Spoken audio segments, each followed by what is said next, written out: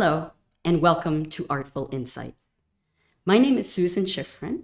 I'm the director of ARTZ Philadelphia, and together, you and I are going to spend about 30 to 40 minutes looking at a few pieces of art together. This video is produced in partnership between Dementia Society of America and ARTZ Philadelphia.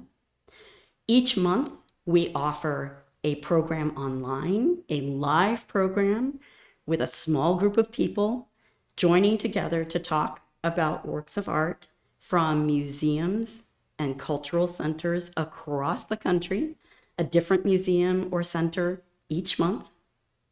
And then in addition to that live program, we then produce a video like this. We will be looking at the same works of art that we did in the live group, but with the video, first of all, it's 30 to 40 minutes in length. You can watch it any time of day or night that suits you. And it's an opportunity to have a more intimate, a more self-driven conversation about these works of art. I will ask a few questions to get us started, give you a few things to think about. I will share with you some of the observations and thoughts that folks from the live program might have brought up that I think might be interesting for you to consider. But really, this video each month is about you. It's about what you see in these works of art, how you respond to them, and just having the opportunity to look at them and think about them at your own pace. If you're watching this video with someone, then by all means, feel free to pause the video from time to time if you'd like, so that you can have your own conversation. If you're watching on your own, then I'm delighted, and it'll be a conversation between the two of us. So, without further ado, I'd like to introduce you to the museum or cultural center that we will be visiting this month. Welcome to ARTFul Insights. So today, we will be visiting the Eric Carle Museum of Picture Book Art, located in Amherst, Massachusetts. And I want to give a shout out to our colleagues at the Eric Carle Museum for collaborating with us and opening their virtual doors to us to allow us to bring you this ARTFul Insights program. Before we get started with looking at art from the museum, I'd like to tell you just a little bit about the museum itself and provide you with some details so you get a sense of where it is we're visiting. Here we are on the museum's website on their mission and history page. And you can see that the mission of the Eric Carle Museum of Picture Book Art is to ensure that picture book illustration as an art form would be celebrated around the world. The museum's founders, the late beloved and world-renowned children's book author and illustrator Eric Carle, for whom the museum is named, and his late wife Barbara, made through this museum, as is described, an unwavering commitment to the future of illustrated children's literature.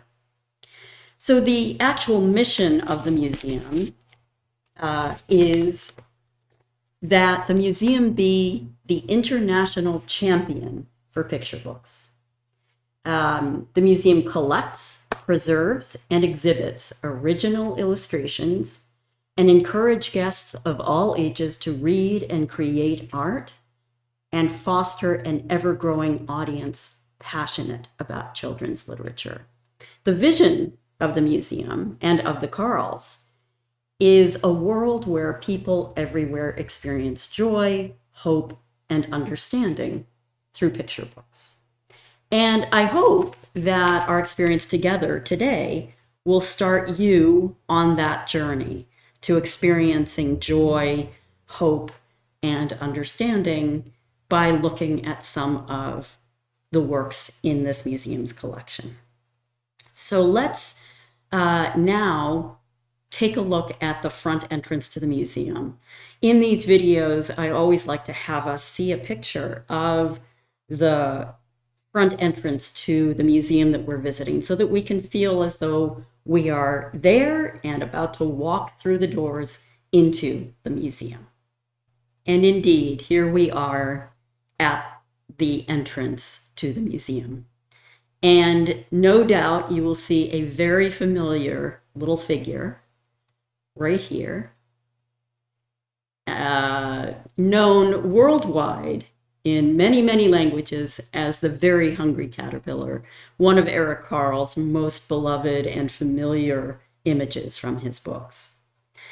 So here we are, as I said, at the front of the museum, and we are going to walk into the museum in our minds and start looking at our first piece of art. And what a work of art it is.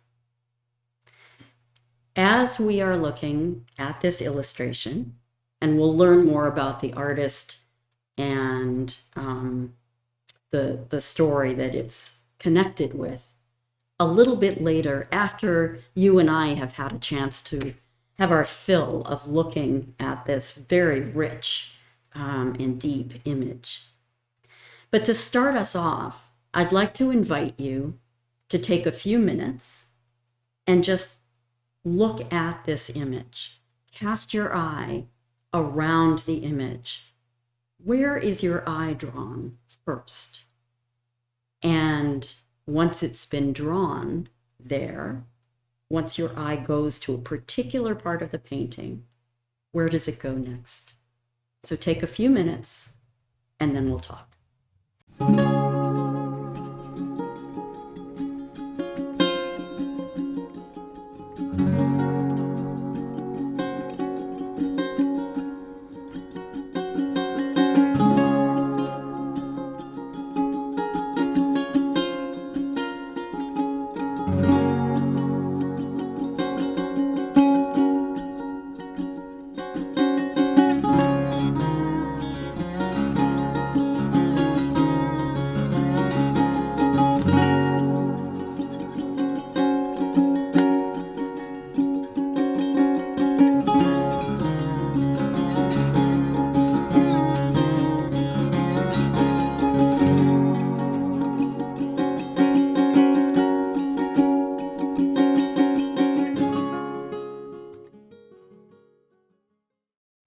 So we often start these videos and our conversations, you and I, by asking the question, what do you see? What do I see?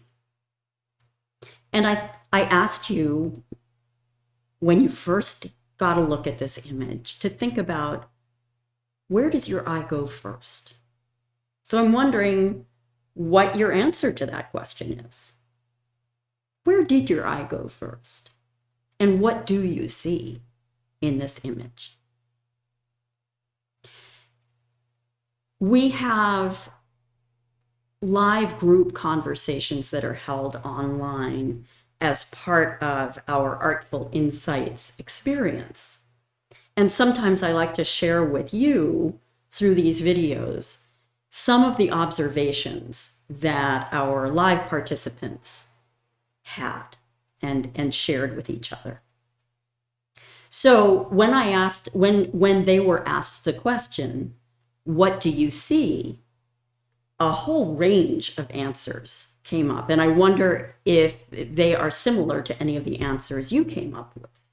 So for instance, one of our participants, Robin, said, this must be Africa because of the straw hut in front.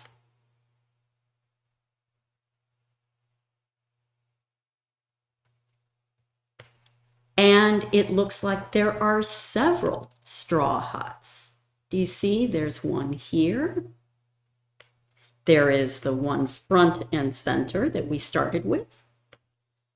And there are 2 or 3 more at least, all with the same kinds of roofs. Oh, here are another 2. So Robin said that she believes that this place that we're looking at must be in Africa, because Robin had had the experience of visiting West Africa herself, Togo to be precise, and said she remembered seeing huts with roofs made of straw like this. Another person commented that she found it fascinating, these kind of cylindrical shapes that seem to be on some of the roofs. You see these cylinders? So right here, we see one kind of cylindrical shape, shallow cylindrical shape, but cylindrical. Another one here, and another one here. What could these cylindrical shapes be telling us? Well, one suggestion could be that these might be cisterns holding water. If we stick with the idea that Robin suggested first, that we might be somewhere in Africa, perhaps in West Africa. One of our participants commented, well, if we're in Africa and it's kind of arid, then we'd be waiting for the monsoons to come in order to gather any water in those cisterns, right? Then again, it would probably be a good idea to have cisterns to gather the water, right? Be very utilitarian. So as we were talking about the roof line and these possible cisterns and the water, a participant in the conversation said, well, look, if we look at this roof right here, and I'm going to zoom in, what do we see here? Is that blue water? And there's also a little bit of a different, a kind of lighter blue here. Is that water? I mean, while we're talking about cisterns holding water, what could that be? And so we talked a little bit about, is it water? Is it a towel? Is it a blanket? What do you think? Another member of our conversation noticed, hey, wait a minute. What is this? What is this right here? So I'm going to zoom in and let's see if we can figure out what this object is. Isn't it great to be able to get this close? So, what do you think that is? Would you say it's a cup of some sort? Or actually, if we think that this is on top of the roof of a building, it would have to be larger than a cup, wouldn't it? Let's zoom out again so that we can get a sense of the proportions of things. Here we are at the lower right of the painting, of the illustration, and we have this object here on top of the roof of a building. And while we're talking about this object and trying to figure out what it could be, well, look, there seem to be other such objects. Is it some sort of pottery, perhaps? What do you think these are? Do you have any idea? They're sitting on these rooftops somehow, the flat rooftops. Could they be meant to hold water? Another way of holding water? Here's another one. And here's another one. What do these things make you think of? We'll leave that question hanging in the air for now, shall we? And going back to the question I first asked, what do you see? Where does your eye go when you first look at this image. One of our participants in our online conversation said that she was struck by the warmth of the colors right here, this yellow-orange color. And she said, let's see if we can get a detail here. Let's zoom in a bit. As we looked at the details, she said that it made her think of Moroccan tile. So somehow suggestive of Middle Eastern or Moroccan tile work. You see? You see what she's talking about? So she wondered if perhaps this was some sort of very special building because of its color. And she said it really stood out to her. Now, as everyone was looking at that yellow-orange, kind of glowing building, our eyes immediately went to what looks like it's behind that building. What do you think this is? I mean, if we start talking about the colors that we see, what colors do you see? It's a very rich, kind of colorful illustration, isn't it? So what colors stand out to you? We've already talked about the yellow and orange that stand out so prominently. Adjacent to, I guess it's a building that has these brilliantly colored walls. What is this?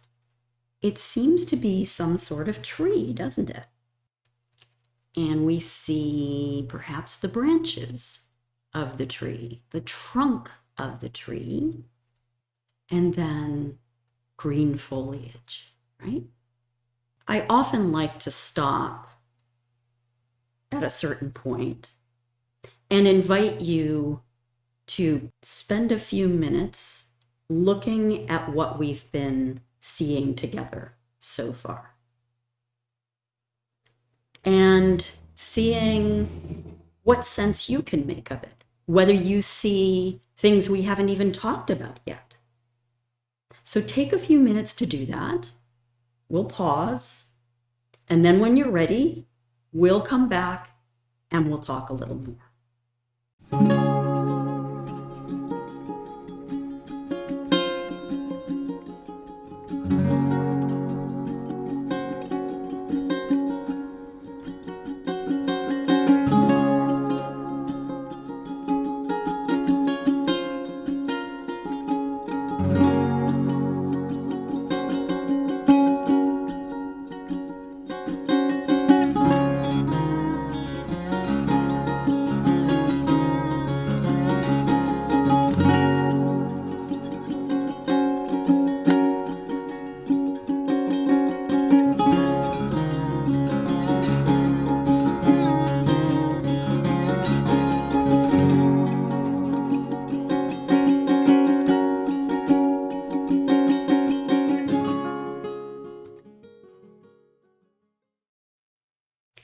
So now that you've had a few minutes to kind of look back on everything that we've talked about, the colors, the kinds of structures, I'm wondering, have you seen anything else that we hadn't talked about yet?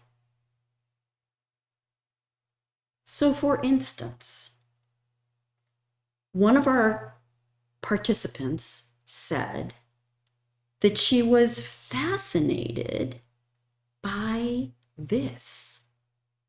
Do you see my cursor moving? As she said, she was fascinated by this squiggly line, and I'm following it, that ends with a big, is it an explosion? Is it a burst of light? As she described it, she said, it's a bright white squiggly line that ends in an even brighter white. To which Robin, one of our participants, said, maybe someone set off a firecracker. Does it strike you as that sort of, bright light explosion of energy? So if we take a step back, let's imagine that we're standing in the Carle Museum's gallery, and this is on the wall or in a case, and we want to see it in less detail so that we can get a sense of how all of the pieces fit together as a whole. So as you look at this so-called squiggly line, what are you thinking of? Another one of our groups said that it looked like something with a very long tail that runs almost from one side of the illustration all the way to the other and pretty much off the edge of the painting. So maybe it's still going on somewhere out here. One of our group said, oh, look, it looks like there's stars, like it's some kind of grouping of stars that are shooting somehow across the sky. She said, particularly here. The artist was using the very point, the very tip of his brush to give us all these little points of light. Another one of our participants in our online group said that she loved the fact that we, as viewers, are offered a rather unusual perspective with this illustration. It's usual for us to be at street level when we see a picture of a village or a city. We see doors, we see windows. We are given the sense that we could walk right in. Here, she said, we're seeing rooftops.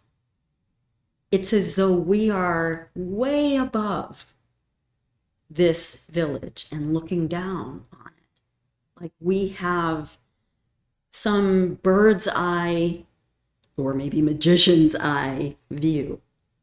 And she said she particularly liked that feeling. At which point everyone started talking about the fact that, yes, they felt that there was some sort of magic in the trajectory of that white light. Does that ring true to you? Do you see this as a kind of magical scene with that white light and its passage through the sky, giving us a sense of some sort of magical dream or magical happening? What do you think about that idea? Everyone in our group got all excited and said, it's nice to have a little magic. Magic can do so much good. And it really cheered people up. What do you think? So as we were talking about the magic, and as we were also talking about the fact that we see the rooftops here, not the ground, the street entrance to buildings, the facilitator asked, how would you find your way into this village or the city beyond? Would you like to be here? Is there a way in? And to that, one of our group answered, I'd like to know what's going on here first before joining into it. She was saying, I want to know what the story is here. Now remember, the Eric Carle Museum is a museum of picture book illustration art. So this is one image from a picture book, just one of a number of images. And so the next thing you know, our conversation turned to, well, what's next? If you turned the page, what would you see next? Maybe that would tell us what is happening here. And of course, we can't turn the page because we're just looking at one image. But we want to turn the page, don't we? We want to know either what happened before this image that led to this, flurry of stars, this white streak through the sky. And we'd like to know what happens next, right? In response to our one participant saying she'd really like to have a better sense of what's going on here before she makes any commitment to visit, another one of our participants said, well, the best way to find out what's going on here is to visit. With a great deal of, let's not distance ourselves from it. Let's jump right in so that we can experience all that there is to experience. What do you think of that idea of getting to know what something is about by immersing yourself in it? In a sense, that's what we do when we get together via these videos and look at art together. We are immersing ourselves in the art and trying to envision the stories it's telling us. And in this particular case, because we know it is the illustration to one part of a picture book story, we know that there is a story. But we also come up with our own stories, right? Finally, though, let's think a little bit about how the artist is helping us to make our way through this image. Artists sometimes use what we call compositional or formal means, the way they place things, the way they use a particularly bright color to draw our eyes in. Or, for instance, this white against a very dark sky. It's really hard to miss this white, isn't it? Well, so let's see. Why don't we imagine we're following this loop-de-loop or squiggly line, as others called it. And what is it doing? It's leading us from outside the leftmost edge of the painting, making a loop here, then swinging in and creating almost a return, but it ends in a... What does that shape of the loop-de-loop do for us? How does it help us navigate this illustration? As several people in our conversation group pointed out, it actually helps us to focus on this tree, right? Because it almost encircles the tree as though it's telling us, look here. It draws us from one edge of the illustration right to this bright spot. So your eyes may well have gone directly to this bright spot because it is so bright. The yellow and orange, we talked about maybe Moroccan tiling, this white, bright white kind of explosion of light. So this, what we have referred to in this conversation as a kind of magic streak through the sky, has magically drawn our eyes through the illustration, hasn't it? So what happened as we came to the end of our conversation, as we're doing now? When we came to the end of our conversation with our group online, several people said they really want to know what story this is an illustration to. And so I want to fill you in on that as well. So the story to which it is one of the illustrations is, the title is Albidaro and the Mischievous Dream. Albidaro and the Mischievous Dream.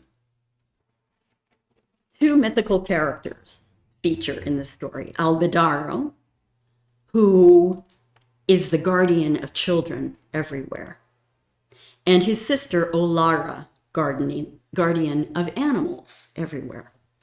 Albidaro apparently has become irritated with something that his sister did, something we can all, I'm sure, identify with from time to time. So he decides he's going to teach her a lesson.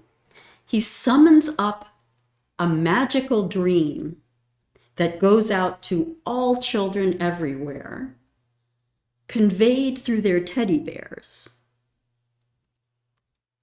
In that dream, they are convinced that they can do anything that they want to without any consequences or punishment by adults. And in the meantime, all the animals everywhere are prompted to leave their natural habitats and begin invading fine restaurants.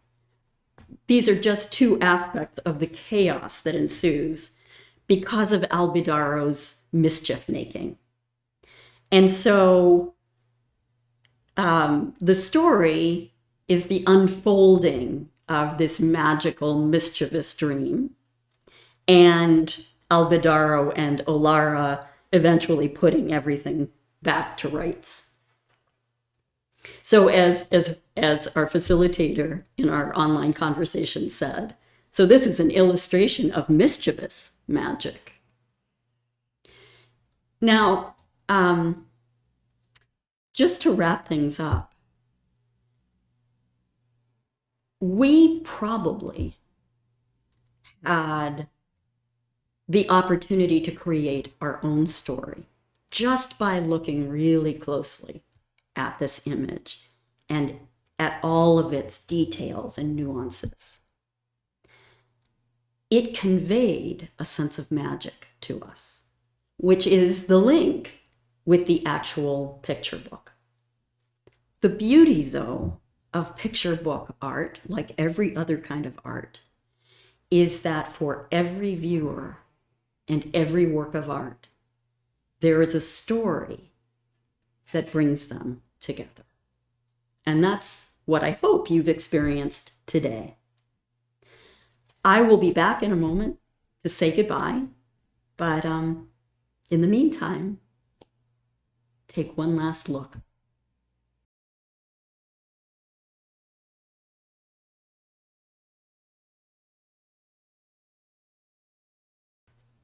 I have so enjoyed spending time with you today, looking at the work of art that we were looking at.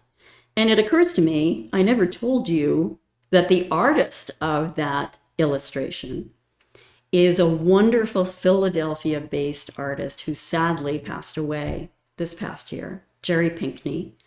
He is an award-winning illustrator, known far and wide, particularly for his remarkable illustrations of the stories about African and African-American history. But as you've seen in this particular illustration, he worked with other authors on other stories. And the author of Albidaro and the Mischievous Dream is Julius Lester. And that book was published with Jerry Pinkney's illustrations in 2000. So I hope that you've seen, first of all, how wonderful it is to just take the time for yourself to immerse yourself in visual art and to feel confident that you have it in you to tell the story that that work of art tells you.